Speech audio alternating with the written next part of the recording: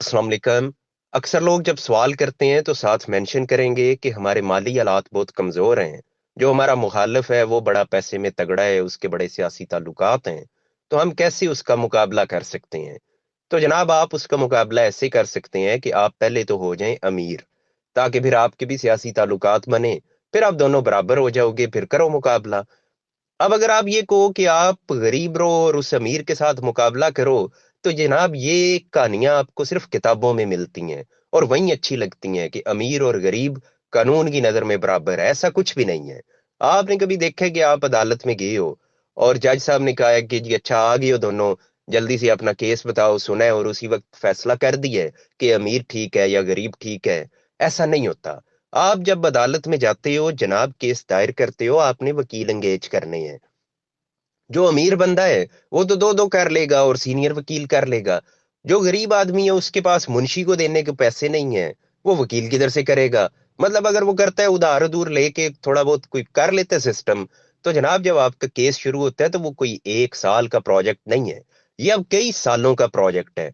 और ये एक केस नहीं है जो आपने दायर कर दिया है। अब पता नहीं कितने इस केस में से आगे केस खुलेंगे और उन सब में आपने वकील साहब एंगेज करने हैं। आपने अपनी दिहाड़ियां कुर्बान करनी है, अदालतों के चक्कर लगाने हैं, और कितने साथ में इखराजात हैं जो आपको करने पड़ते हैं।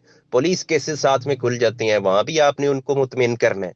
तो एक लंबी चौड़ी प्रोसीडिंग है जो चलेगी, जो 10 15 20 25 साल चलेगी। उसके बाद जाके कोई पता नहीं फैसला क्या होना है, 50-50 है ना, आपके हक में हो आपके खिलाफ हो।